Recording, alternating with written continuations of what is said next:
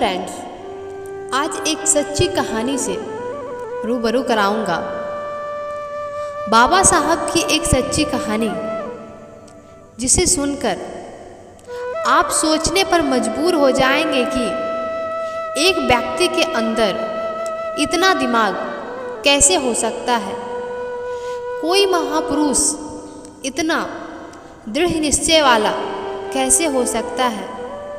मैं चाहूँगी आप इस वीडियो को पूरा देखें। जब बाबा साहब पहली बार लंदन से बैरिस्टर बनकर भारत वापस लौटे, जब उन्होंने कोर्ट के अंदर, कचहरी के अंदर कदम रखा, तो कोर्ट के अंदर जितने भी वकील थे, सबने बाबा साहब को देखकर पहचान लिया कि वो वही है जो महार जाति का व्यक्ति है। और ये आज काला कोट पहनकर हमारे कचहरी के अंदर आ गया और बाबा साहब अंदर जाकर अपना ठिया ढूंढने लगे। सबके पास अपना अपना ठिया होता है बैठने के लिए।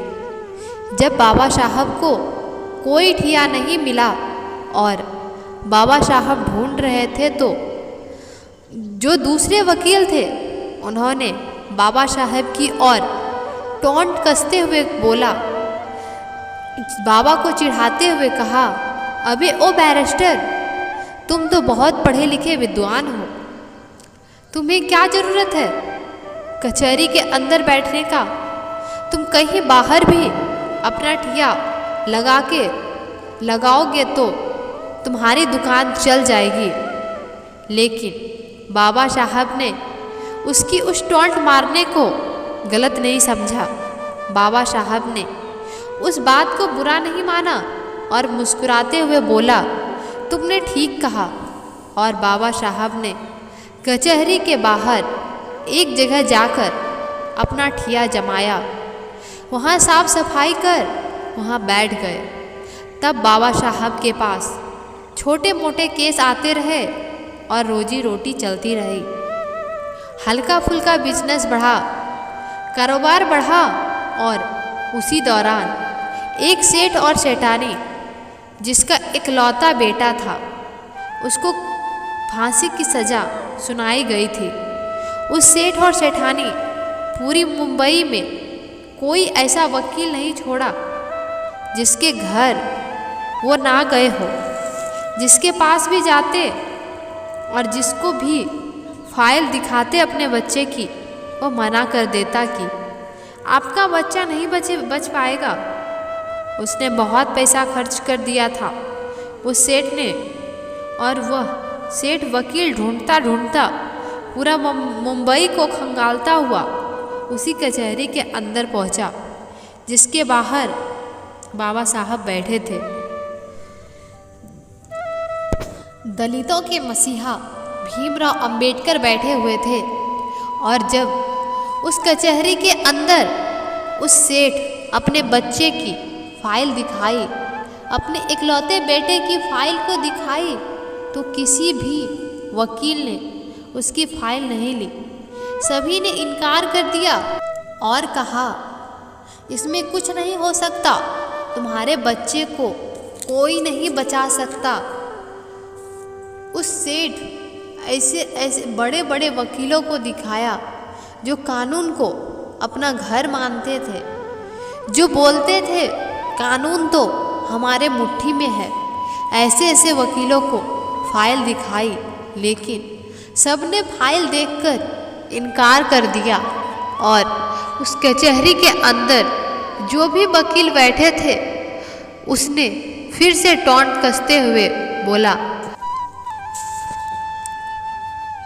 अरे सेठ, तुम्हारा केस वह लड़ेगा जो बाहर बैठा हुआ है, महार जाति का व्यक्ति। वह बहुत विद्वान है, वह बहुत पढ़ लिख कर आया है। वह बाबा साहब पर टोंट कस रहे थे, दलितों के मसीहा पर टोंट कस रहे थे, वह बाबा साहब को चिढ़ा रहे थे। सेठ मन से रो रहा था। उसे आशा की एक किरण चाहिए थी, बस क्योंकि उसका इकलौता बेटा जिंदगी और मौत में अटका हुआ था। और जब उस सेठ ने उस वकील की बात सुना तो सेठ उसकी बात मानकर वहीं बाबा साहब के पास पहुंच गया। बाबा साहब के चरणों में गिरकर कहा, हे बैरिस्टर, हे बाबा साहब, मेरे बच्चे को बचा लो। तो बाबा साहब ने सेठ से कहा, उठो, मैं क्या कर सकता हूँ, मैं क्या मदद करूँगा तुम्हारी। यह फाइल तुमने कितने ही वकीलों को दिखाया होगा, तुम वहीं जाओ, मैं क्या कर सकता हूँ, मैं तो महार जाति का हूँ, मैं नीच जाति से हूँ। तो सेठ आप बहुत बड़े वकीलों को दिखाओ।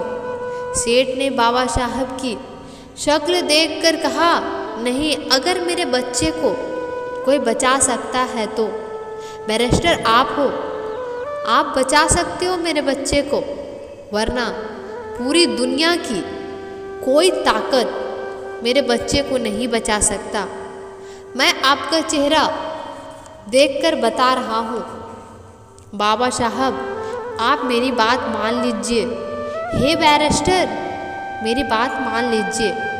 मैं तो एक बाप हूँ, मैं इस पीड़ा को सहन कर लूँगा, लेकिन जो उसकी माँ है, जब उसे पता लगेगा कि उसका बच्चा नहीं रहा तो वह भी उसके गम में मर जाएगी। मेरे घर से 2 अर्थियाँ उठेगी बाबा साहब, 2 अर्थियाँ उठेगी। मेरा इकलौता पूत है, मेरा इतना बड़ा कारोबार है, इतना बड़ा बिजनेस है, कौन संभालेगा, क्या करूँगा मैं इसका। जब बाबा साहब ने सुना कि उसकी माँ मर जाएगी तो बाबा साहब को वह बात याद आई जब बाबा साहब छोटे थे। बाबा साहब की माता भीमाबाई ने एक बात कही थी कि भीमा, अगर कभी ज़रूरत पड़े किसी निर्दोष की जान बचाने के लिए, अगर किसी अच्छे काम के लिए झूठ भी बोलना पड़े तो संकोच मत करना भीमा, संकोच मत करना। और बाबा साहब ने फाइल देखी और फाइल देखकर बोला, सेठ, यह बताओ, इससे पहले यह फाइल किसी और वकील को तो नहीं दिखाई। सेठ ने बोला, हे बैरिस्टर, यह फाइल दिखाई नहीं मैंने। इस फाइल पे इतना नोट खर्च किया कि किसी की आने वाली 3 पीढ़ियाँ भी कमा नहीं सकती जितना मैंने इस फाइल पे खर्च कर दिया है। बस आप मेरे बच्चे को बचा लीजिए। वह हाथ जोड़कर गिड़गिड़ा रहा था, बाबा साहब के चरणों में गिर रहा था। बाबा साहब के सामने हाथ जोड़कर खड़े थे। बाबा साहब ने उसकी पीड़ा देखकर कहा, जाओ सेठ, मैं तुम्हारे बच्चे का केस लड़ूंगा, जाओ। और जब बाबा साहब माने केस लड़ने के लिए तो वह सेठ बहुत खुश हुआ और उसने बोला, मुझे यकीन है बाबा साहब, मेरा बच्चा अब बच जाएगा। जिंदगी और मौत में बस 10 दिन का फासला था। फांसी को बस 10 दिन बचे थे। कचहरी लगी, अदालत लगा, कोर्ट लगी। कोर्ट के अंदर दोनों पक्षों के वकील आए। जब बात बोली गई तो जज बोला, अंबेडकर, तुम कुछ दलील देना चाहोगे? तब बाबा साहब ने बोला, नहीं जज साहब, आप अपना फैसला सुनाइए, मैं कुछ नहीं कहूँगा। सेठ ये सुनकर संकोच में आ गया। वह सोच रहा था कि इसने बोला था मैं तेरे बच्चे को बचा लूँगा, लेकिन इसने तो कोर्ट में अपनी कोई दलील भी नहीं दे रहा है। बाबा साहब ने तो बोल दिया, नहीं जज साहब, आप फैसला सुनाओ। वह सेठ मन में कह रहा था, अंबेडकर, तुमने अच्छा नहीं किया। बैरिस्टर, मैंने बड़े आशा के साथ यह फाइल तुम्हारे पास लेकर आया था। मैंने तुम्हारे चेहरे को देखकर बता रहा था कि तुम मेरे बच्चे को बचा लोगे। और जब फांसी की सज़ा जज ने सुना दी और जब उस लड़के को फांसी की सज़ा देने के लिए लेके जा रहे थे और उसके गले में अभी फंदा डाला ही गया था कि तभी बाबा साहब ने कहा, बस आपने फांसी की सज़ा दी थी, आपने मौत की सज़ा नहीं दी थी। इस तरह उस लड़के की जान बच गई। देखिए उनका दिमाग, ऐसे थे बाबा साहब भीमराव अंबेडकर। उसी दिन से यह कार्यवाही चली आ रही है कि सजाए मौत, यदि किसी की मौत की सज़ा देनी होती है तो सजाए मौत कहा जाता है। यह नहीं कहा जाता है कि फांसी की सज़ा। बाबा साहब ने कहा, बस आपने फांसी दी थी, मौत नहीं। और यह दिमाग देखकर बड़े बड़े बैरिस्टर व सभी वकील जो बाबा साहब पर टॉन्ट कसते थे, जो उन्हें नीच बताते थे, महार जाति के बताते थे, वो लोग चुप हो गए और हमारे बाबा साहब शेर की तरह उस बच्चे को छुड़ाकर उस माँ के पास ले गया। कहा, यह लो तुम्हारा बच्चा। इस तरह बाबा साहब ने उस निर्दोष की जान बचाई। ऐसे थे बाबा साहब भीमराव अंबेडकर।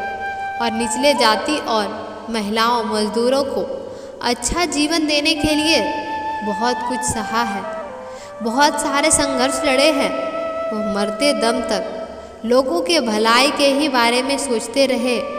तो दोस्तों, कैसी लगी ये कहानी कमेंट कर ज़रूर बताएं। धन्यवाद फ्रेंड्स।